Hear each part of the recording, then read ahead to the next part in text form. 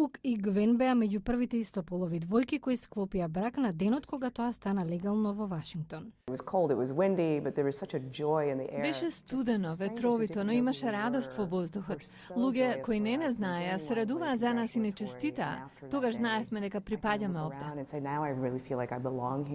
Тие сакаат да формираат семејство. Дистриктот Колумбија има закон што овозможува истополов сопружник на биолошката мајка или татко да стане старател.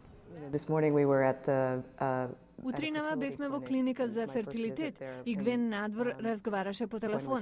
И реков на рецепционистката, кога ќе не повика лекарот може ли да влезе и мојата сопруга. Таа не трепна. Пет и Джейн е друга двојка која веќе има бебе. Го одгледуваме моето правнуче и таа ќе биде дел од ова. Двојката е заедно веќе 25 години, но тие што туку поднесоа барање за стапување во брак и подготвуваат свадба во јуни. Од 3 март бюрото за брак во градот е затрупано со пријави. Стотици истополови двојки се на листа на чекање. Кај локалните бизниси се забележува движењето. Кейтрин Хам е координатор за истополови свадби. Таа вели дека пред 10 години малку компании се фокусирале на вакви церемонии. Сега тоа се менува.